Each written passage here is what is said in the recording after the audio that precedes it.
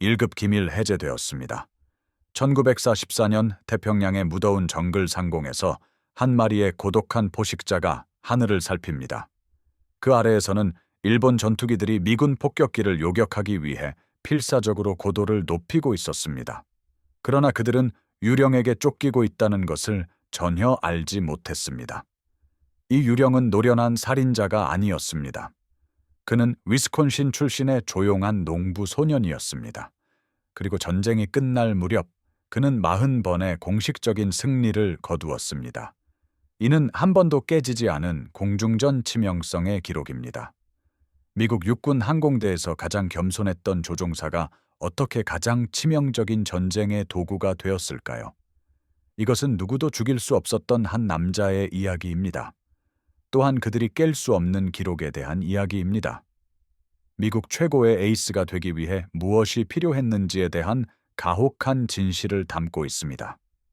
봉기 사격수를 연마하는 동안 세계는 불타고 있었습니다. 유럽에서는 나치 전쟁 기계가 여러 국가를 짓밟았습니다. 태평양에서는 일본 제국이 잔혹한 정복 전쟁을 벌이고 있었습니다. 1941년까지 미국은 여전히 잠자는 거인이었습니다. 그러나 전쟁의 바람이 바다를 건너 불어오고 있었습니다. 봉은 그의 세대 다른 많은 사람들과 마찬가지로 부름을 느꼈습니다. 그는 육군 항공대 사관 후보생 프로그램에 입대했습니다. 명성에 대한 갈증이 아니라 비행에 대한 단순하고 깊은 사랑 때문이었습니다. 그의 교관들은 그것을 즉시 알아차렸습니다. 그 소녀는 타고난 재능을 가지고 있었습니다. 그는 단지 비행기를 조종하는 것이 아니었습니다. 그것의 일부가 되었습니다. 조종 장치는 그의 신체의 연장이었습니다. 그러나 이러한 타고난 재능에는 위험한 면모와 함께 불안정함이 따랐습니다. 캘리포니아의 해밀턴 비행장에 주둔하면서 이등병 봉은 미군 병기 중 가장 진보하고 어쩌면 가장 치명적인 전투기인 P-38 라이트닝을 접하게 되었습니다. 그는 사랑에 빠졌고 그 사랑은 그의 경력이 시작되기도 전에 거의 파괴할 뻔했습니다. 공식 보고서들은 1년의 무단 고개 비행을 정화하고 문서화했습니다. 그러나 실제는 훨씬 더 무모했습니다. 봉은 샌프란시스코 상공을 그의 개인 놀이터처럼 여겼습니다. 그는 마켓 스트리트 아래로 그의 P-38을 너무 낮게 비행하여 보행자들이 날개의 리벳을 볼 수 있을 정도였습니다. 그는 골든게이트 브리지를 선회했는데 이는 모든 규칙을 명백하고 숨막히게 위반한 것이었습니다. 그는 과시하고 있었지만 자신의 한계와 항공기의 한계를 시험하고 있었습니다. 그의 지휘관인 조지 케니 장군은 건방진 사람들을 상대할 시간이 없는 사람이었습니다. 그는 5번째 공군 전체를 책임지는 엄격하고 뛰어난 전술가였습니다. 봉은 영원히 비행 금지 처분을 받을 것으로 예상하고 그 앞에 끌려왔을 때 폭풍을 마주했습니다. 질책은 혹독했고 덜한 사람이라면 산산조각 났을 만한 꾸지람이었습니다. 그러나 케니는 젊은 조종사의 눈에서 다른 것을 보았습니다. 그것은 오만함이 아니었습니다. 그것은 자신감이었습니다. 자신의 기계에 대한 절대적이고 흔들림 없는 숙달 능력이었습니다. 그는 비행 교관이 본 것을 보았습니다. 천재였습니다. 케니는 전쟁에서 가장 통찰력 있는 지휘관 중 한 명으로 태평양 공중전의 흐름을 바꿀 결정을 내렸습니다. 소년의 경력을 망치는 대신 그는 그를 무기로 단련하기로 했습니다. 그는 봉을 자신의 직접적인 지휘 아래 두었습니다. 그에게 더 많은 훈련을 배정했습니다. 그리고 나서 그를 풀어주었습니다. 1942년 9월까지 봉은 6인으로 배치되었습니다. 이곳은 전쟁의 최전선이자 잔혹하고 가혹한 전장이었습니다. 미군 병력은 일본군의 진격을 막기 위해 필사적으로 노력하고 있었습니다. 그가 마주할 일본 조종사들은 신참이 아니었습니다. 그들은 1937년부터 싸워온 전투 경험이 풍부한 베테랑이자 자신의 기술에 통달한 사람들이었습니다. 그들은 미쓰비시 A6M0를 조종했습니다. 이 전투기는 너무나 민첩하고 전설적이어서 연합군이 하늘에 띄운 거의 모든 것을 능가할 수 있었습니다. 이론상으로 몇 시간의 비행 시간을 가진 위스콘신 출신의 농부 소녀는 가망이 없었습니다. 그러나 봉은 평범한 비행기를 조종하고 있지 않았습니다. 그는 로키드의 전설적인 클라렌스 켈리 존슨이 설계한 P-38 라이트닝을 조종하고 있었습니다. P-38은 하늘의 다른 어떤 것과도 닮지 않은 혁명적인 괴물 항공기였습니다. 두 개의 굉음을 내는 앨리슨 엔진으로 구동되는 이중 동체 설계는 놀라운 속도와 경이로운 상승률을 제공했습니다. 가장 중요한 것은 모든 무기, 즉 4문이 59경 기관총과 한 문이 20mm 기관포가 기수 부분에 집중되어 있었다는 것입니다. 이것은 결정적인 설계 선택이었습니다. 날개에 장착된 총은 특정 지점에서 수렴하도록 각도를 조절해야 했습니다. 너무 일찍 또는 너무 늦게 발사하면 빗나갔습니다. 그러나 P-38의 화력은 납과 고폭탄으로 이루어진 집중된 전기톱처럼 곧바로 앞으로 발사되었습니다.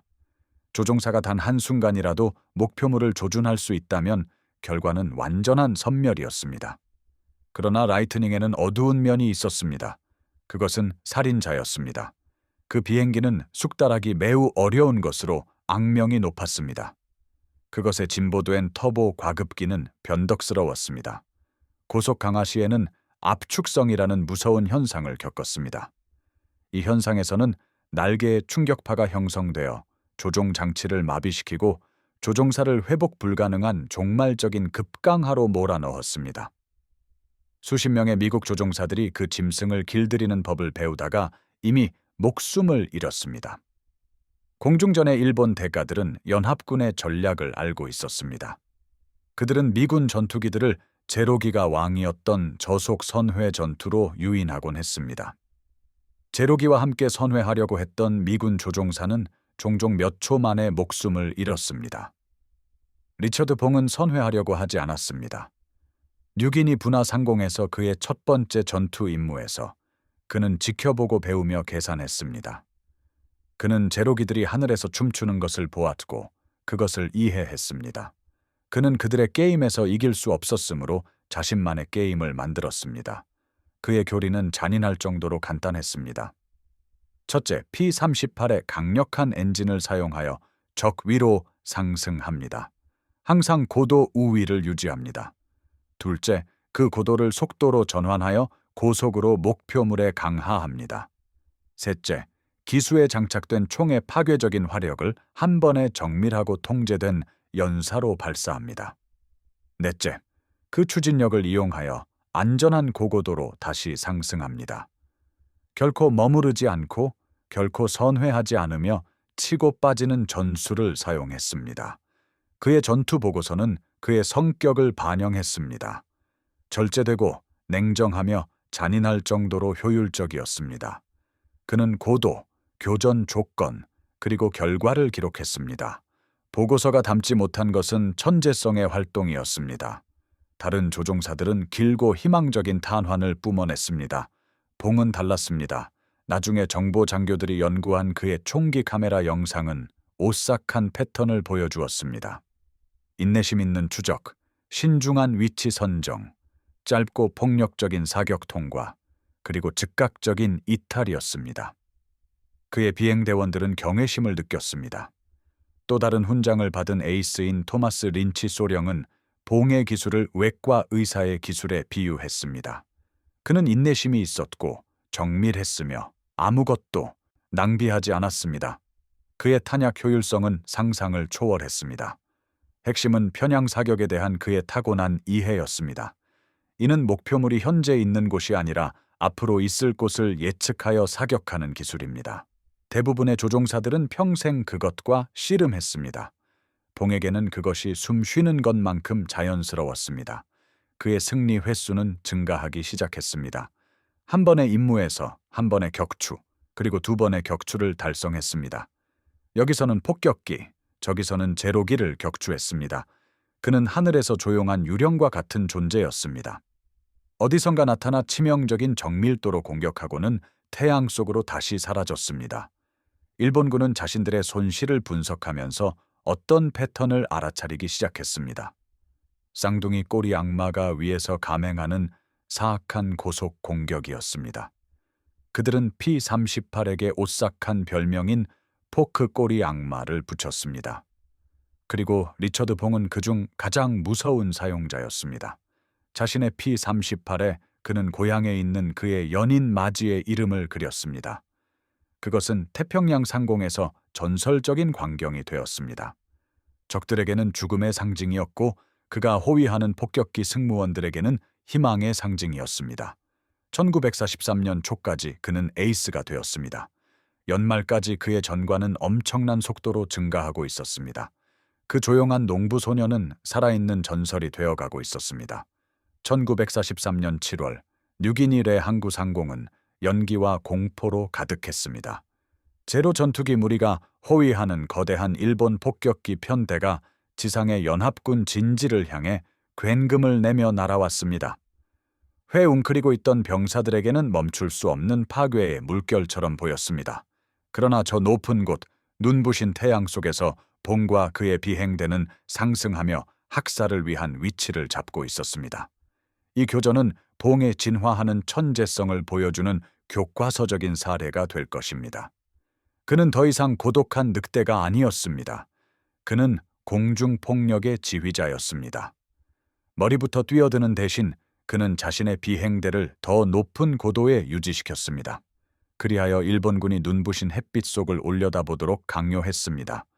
그는 적 편대가 폭격 임무에 전념할 때까지 오싹한 인내심으로 기다렸습니다. 그는 폭격기가 기체의 아래 부분을 노출하거나 제로기가 대형을 이탈하는 정확한 순간을 주시했습니다. 그리고 나서 그는 공격 명령을 내렸습니다. P-38기들은 은빛 상어처럼 하늘에서 떨어졌습니다. 본기 돌격을 이끌었고 그의 비행기는 속도와 목적의 흐릿한 형상이었습니다. 그는 민첩한 제로기들과 교전하지 않았습니다. 그는 적 편대의 심장부인 폭격기를 곧바로 향했습니다. 그의 기수 대포에서 한 번의 정밀한 발사가 이어지자 미쓰비시 폭격기 한 대가 불꽃과 검은 연기 속에서 산산조각 났습니다. 그는 그것이 떨어지는 것을 지켜보기 위해 머무르지 않았습니다. 그는 이미 상승하고 있었고 속도를 귀중한 고도로 다시 전환하며 다음 희생자를 찾고 있었습니다. 그의 비행대는 그의 선두를 따랐습니다. 빠르고 더 강력한 미군 전투기를 추적할 수 없었던 일본 조종사들 사이에 혼란과 교란을 심으며 공격하고 사라졌습니다. 결과는 참담했습니다. 최소한의 연합군 손실로 여러 대의 적 항공기가 파괴되었습니다. 이 시기에 일본군 전투 보고서는 두려움으로 가득 차 있었습니다. 그들이 도저히 막을 수 없는 속도와 정밀도로 공격하는 미군 전투기와의 조우를 묘사했습니다. 그들은 전문가들에게 사냥당하고 있다는 것을 알고 있었습니다. 1943년 11월까지 리처드 봉은 21번의 공식적인 승리를 거두었습니다. 이것은 단순히 인상적인 숫자가 아니었습니다. 역사적인 기록이었습니다. 그는 이제 미국 최고의 에이스 중 한 명이자 영웅을 절실히 필요로 하는 전쟁의 유명인이었습니다. 항상 노련한 지휘관이었던 케니 장군은 상징의 가치를 알고 있었습니다. 그는 봉에게 직접 수훈 십자 훈장을 수여했습니다. 그리고 나서 그는 본기 싫어하는 일을 했습니다. 그를 고향으로 돌려보냈습니다. 봉은 전쟁 채권 판매 투어를 위해 미국으로 돌아오라는 명령을 받았습니다. 갑자기 그의 비행으로 말하게 하던 조용한 조종사는 스포트라이트를 받게 되었습니다. 그는 환호하는 군중들 앞에서 행진했습니다. 그의 얼굴은 뉴욕에서 캘리포니아까지 신문에 도배되었습니다. 미국 대중은 그를 받아들였습니다. 그는 용을 죽인 겸손한 농부 소년이자 미국의 독창성과 용기의 의인화였습니다. 그러나 봉은 비참했습니다. 그는 의식, 연설, 끝없는 악수들을 경멸했습니다. 마지에게 보낸 편지에서 그는 자신의 마음이 여전히 태평양에 있다고 고백했습니다. 여전히 싸우고 죽어가는 조종사들과 비교할 때 그는 사기꾼이나 전시용 말처럼 느껴졌습니다. 자신의 전우들이 전쟁의 한가운데에 있을 때 말입니다. 그는 케니 장군에게 끊임없이 청원했고 전투에 다시 보내달라고 사실상 애원했습니다. 마침내 케니는 마음을 바꿨습니다. 1944년 3월까지 봉은 뉴기니로 돌아왔고 그를 위한 놀라운 일이 기다리고 있었습니다. 새롭게 업그레이드된 P-38J 라이트닝이었습니다. 이것은 정교한 살상 기계였습니다. 향상된 엔진과 고고도 비행을 위한 더욱 효과적인 조종석 난방 시스템을 자랑했습니다. 가장 중요한 것은 유압 부스터가 장착된 보조 날개개였습니다. 이 혁신은 P-38에게 고속에서 훨씬 뛰어난 기동성을 부여하여 가장 중요한 약점 중 하나를 완화했습니다.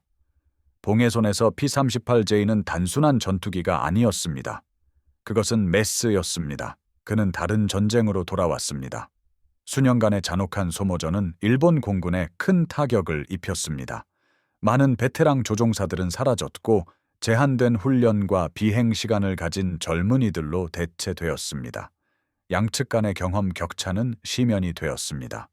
수백 시간의 전투 경험을 가진 봉과 같은 미군 에이스에게는 비극적이게도 이 새로운 조종사들을 상대하는 것은 종종 메가 참새를 상대하는 것과 같았습니다. 그의 전술적 접근 방식은 계속해서 발전했습니다. 그는 상상할 수 없는 용기가 필요한 정면 공격을 완성했습니다. 대부분의 조종사들은 공중 충돌을 두려워하여 일찍 이탈했습니다. 봉은 적에게 시선을 고정한 채 마지막 가능한 순간까지 사격하며 비행했습니다. 접근 속도는 시속 800마일이 넘었습니다. 격추를 위한 시간은 1초 미만이었습니다. 봉의 건 카메라 영상은 그가 희생된 적기의 잔해 속을 반복해서 직접 비행하는 모습을 보여줍니다. 1944년 6월경 피할 수 없는 일이 일어났습니다. 뉴기니 상공에서의 임무 중 봉은 27번째와 28번째 적기를 격추했습니다. 그렇게 함으로써 그는 전설적인 에디 리켄베커의 제1차 세계 대전 기록인 26대 격추를 넘어섰습니다. 리처드 아이라 봉은 이제 공식적으로 미국 최고의 생존 전투기 에이스가 되었습니다. 케니 장군은 자랑스러워하면서도 두려워했습니다. 그는 즉시 본기 일상적인 전투 임무를 비행하는 것을 금지했습니다. 봉은 위험에 빠뜨리기에는 너무나 소중하다고 선언했습니다. 그는 본기 국가적 보물이라고 주장했습니다. 그의 손실은 사기에 치명적인 타격이 될 것이었습니다. 봉은 격분했습니다.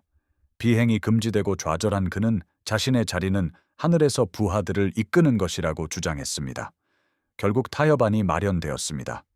케니는 그에게 비행을 허락했지만 고우선순위 임무에서만 가능했습니다. 또한 그는 비행대장으로서 전투를 직접 싸우기보다는 지휘해야 했습니다. 그는 하늘의 장군이었습니다. 이러한 제한도 그를 늦추는데 아무런 영향을 주지 못했습니다. 사실 우선순위 임무를 비행하는 것은 종종 그가 전투가 가장 치열한 곳으로 보내진다는 것을 의미했습니다. 1944년 10월 보르너 발릭파판, 일본 정유 공장을 공격하는 B-24 폭격기를 호위하는 중요한 임무였습니다. 일본군은 필사적으로 연료 공급을 보호하기 위해 모든 것을 동원하여 미군 대형에 맞섰습니다. 하늘은 선회하는 공중전의 혼돈으로 폭발했습니다. 봉은 자신의 P-38기 편대를 이끌고 태양을 등지고 위치했습니다. 이것은 적의 시야를 방해하는 고전적인 전술이었습니다. 그는 상공에서 급강하하여 초기 공격을 주도했습니다. 그리고 적 전투기 한 대를 하늘에서 격추했습니다. 그러나 그가 기체를 들어 올릴 때 그의 항공기는 격렬한 폭발로 흔들렸습니다. 적 전투기가 그의 후방에 접근했던 것입니다. 기관포탄이 그의 오른쪽 엔진을 찢었습니다. 경고등이 그의 조종석에 번쩍였습니다. 엔진은 불꽃을 튀기며 불이 붙었고 결국 멈췄습니다. 대부분의 조종사들은 즉시 교전을 해제하고 단일 엔진으로 기지로 향했을 것입니다. 그것이 현명한 행동이었습니다. 그것이 이성적인 행동이었습니다. 그러나 그 순간 리처드 봉은 현명하지도 이성적이지도 않았습니다. 그는 포식자였습니다. 그는 항력을 줄이기 위해 정지한 프로펠러를 깃털 모양으로 만들었습니다. 그리고 소화기를 작동시키고 침착하게 상황을 평가했습니다. 그는 여전히 비행하고 있었습니다. 그의 총은 여전히 작동했으며 하늘에는 여전히 적들이 있었습니다.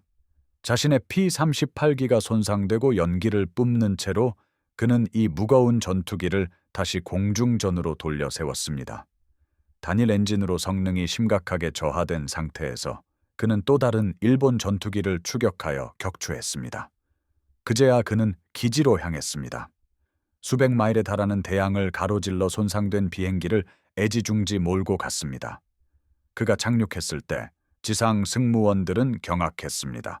그의 P-38기는 총알 구멍으로 가득했습니다. 엔진 전체가 파괴되었습니다. 그들은 이 항공기가 전투 불능 상태이며 고철 더미로 향할 운명이라고 선언했습니다. 그러나 그들은 조종사와 그의 기계 사이의 유대감을 과소평가했습니다. 봉은 직접 수리를 감독했습니다. 그리고 몇 주 만에 그는 다시 마지호를 비행하고 있었습니다. 이 한 번의 사건이 그의 전설을 굳건히 했습니다. 그는 단지 숙련된 것이 아니라 두려움이 없었습니다. 그는 단지 에이스가 아니라 깨지지 않는 존재였습니다. 그날 이후 그의 승리 기록은 아무도 가능하다고 생각하지 못했던 숫자를 향해 끊임없이 상승했습니다. 그는 35대, 36대, 38대를 격추했습니다. 1944년 12월경에는 그는 40대의 공식 공중 격추를 기록했습니다. 이 숫자는 엄청났습니다. 그것은 일반적인 기준을 너무나 뛰어넘는 성과라서 거의 현실 같지 않았습니다. 미국 본토에서는 최고 사령부 차원에서 결정이 내려졌습니다.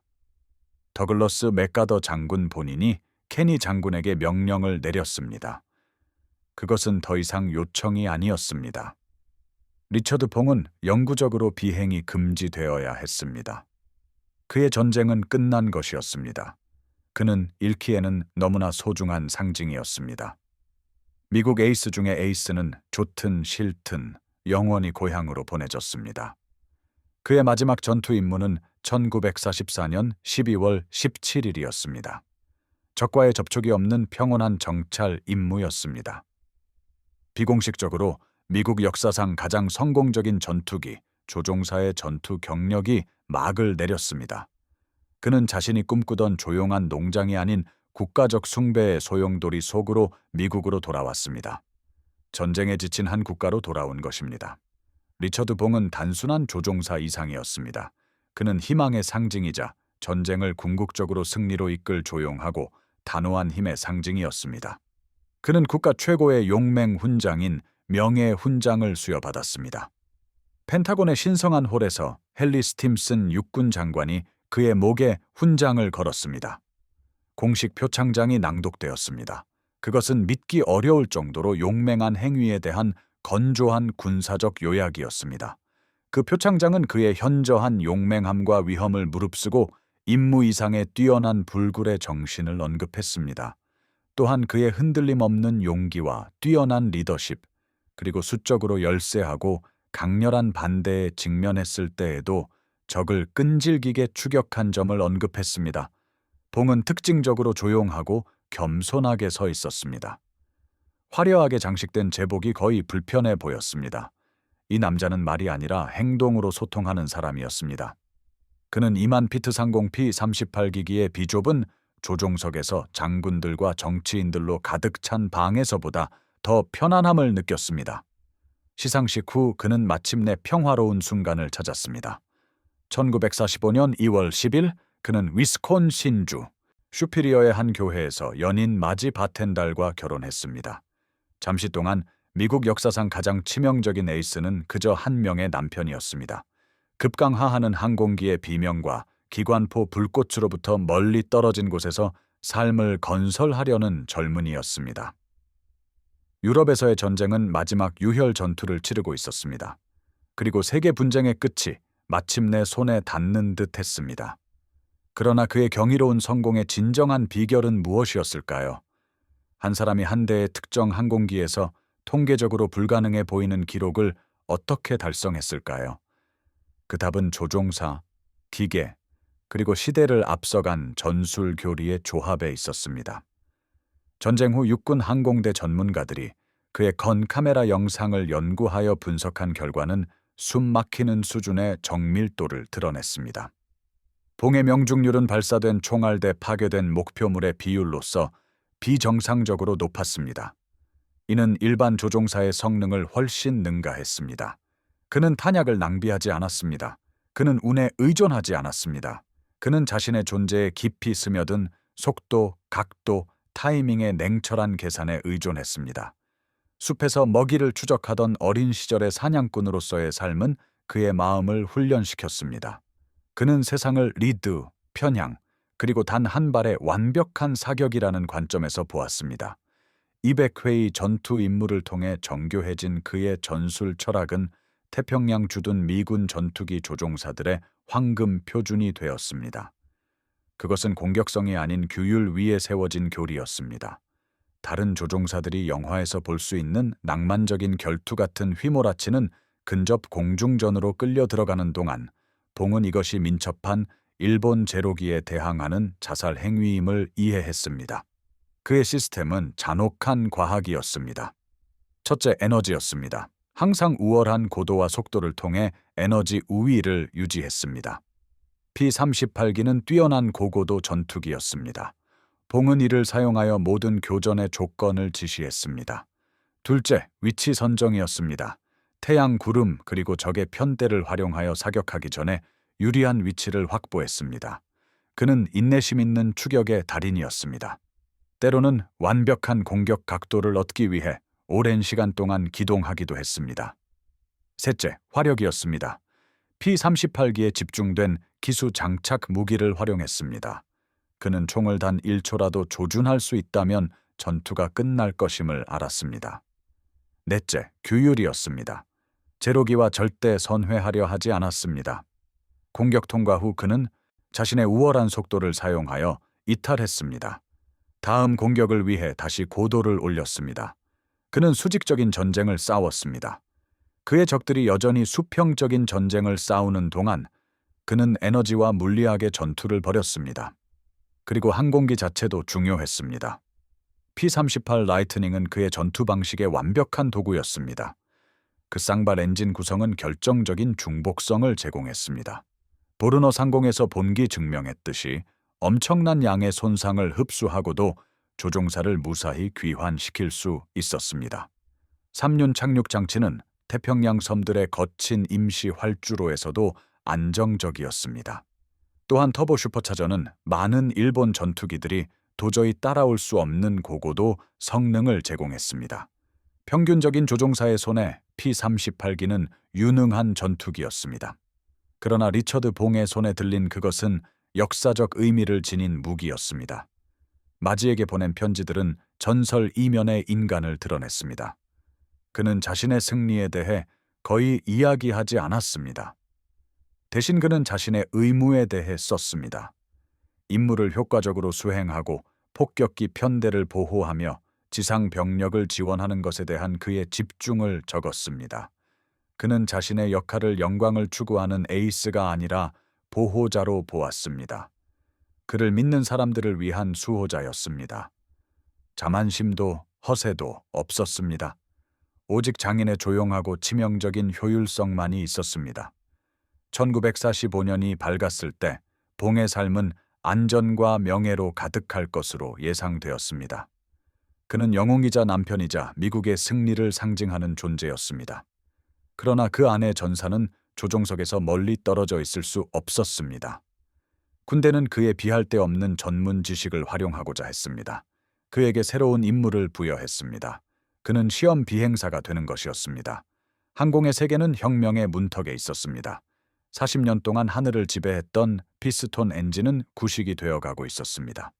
새롭고 무섭도록 강력한 기술이 등장하고 있었습니다. 이것은 캘리포니아주 버뱅크에 있는 로키드 스컹크 웍스 비밀 시설에서 개발된 제트 엔진이었습니다. P-38기를 설계했던 바로 그 켈리 존슨이 미국 최초의 작전용 제트 전투기인 P-80 슈팅 스타를 만들었습니다. P-80은 미래였습니다. 단일 제트 엔진을 장착한 매끈하고 미래지향적인 기계였습니다. 이 엔진은 4,000파운드의 추력을 생산했습니다. 항공기를 시속 500마일 이상의 속도로 밀어붙였습니다. 그것은 완전히 새로운 비행 체제였습니다. 성능과 기술의 비약적인 발전이었습니다. 그리고 육군은 이 새로운 짐승을 길들이기 위해 최고이자 가장 경험 많은 조종사들을 필요로 했습니다. 새로운 공중전 시대의 규칙서를 작성하기 위해서였습니다. 피스톤 엔진 전투기의 달인 리처드 봉은 제트기 시대를 여는 데 일조하도록 배정되었습니다. 그는 한 세대 기술의 정점에서 다음 세대의 시작으로 전환하고 있었습니다. 그는 다시 한번 최첨단에 서 있었습니다. 그러나 이번에는 그의 조중형 안에 있는 적은 제로기가 아니었습니다. 그것은 미지의 것이었습니다. P-80 슈팅 스타를 시험하는 임무는 리처드 봉을 기술적 지진의 중심에 두었습니다. 역사상 가장 복잡한 피스톤 전투기를 마스터했던 그는 이제 다시 학생이었습니다. P-80은 완전히 다른 종류의 동물이었습니다. 그것은 프로펠러도 토크도 없었습니다. 오직 제트 엔진의 원초적이고 비명 지르는 추력만이 있었습니다. 반응 방식이 달랐습니다. 터무니없이 빠른 속도로 착륙했습니다. 보이지 않는 손에 이끌린 듯 상승했습니다. 제트기로 전환하는 모든 조종사는 매우 현실적인 의미에서 위험하고 미지의 영역을 탐험하는 개척자였습니다. 봉은 기계에 대한 타고난 감각으로 빠르게 적응했습니다. 그는 새로운 항공기를 존중했습니다. 전투 전술에 적용했던 것과 동일한 조용한 집중력으로 그 시스템을 연구했습니다. 그는 더 이상 인간 사냥꾼이 아니었습니다. 대신 그는 기계의 탐험가가 되었습니다. 그는 가능한 것의 경계를 넓혔습니다. 그리고 그의 발견 사항을 엔지니어들에게 보고했습니다. 이 엔지니어들은 말 그대로 항공의 미래를 발명하고 있었습니다. 몇 달 동안 이것이 그의 새로운 삶이었습니다. 비행 기록, 기술 브리핑, 그리고 제트 터빈의 끊임없이 높은 음조의 윙윙거리는 소리로 가득 찬 삶이었습니다. 1945년 8월 6일이었습니다. 캘리포니아 버뱅크의 로키드 항공 터미널은 덥고 맑은 여름날이었습니다. 리처드 봉 소령에게는 평범한 근무일이었습니다. 그는 생산 라인에서 막 나온 새로운 P-80 전투기로 표준 인수 비행을 수행할 예정이었습니다. 그는 비행 전 점검을 마치고 비행복을 입었습니다. 그리고 미래지향적인 이 기계의 조종석에 올랐습니다. 캐노피가 닫히며 그를 완전히 봉쇄했습니다. P-80 전투기의 엔진은 특유의 비명 소리와 함께 작동하기 시작했습니다. 봉소령은 활주로로 이동하여 이륙 허가를 받았습니다. 그는 스로틀을 앞으로 밀었습니다. 제트기는 빠르게 가속하며 그를 좌석에 고정시켰습니다. 그리고 캘리포니아 하늘로 우아하게 솟아올랐습니다. 그러나 이륙 직후 치명적인 문제가 발생했습니다. 주 연료 펌프가 고장났습니다. 연료가 공급되지 않은 엔진은 꺼져버렸습니다. 그의 아래로는 로스앤젤레스의 광활한 교외 지역이 지평선까지 펼쳐져 있었습니다.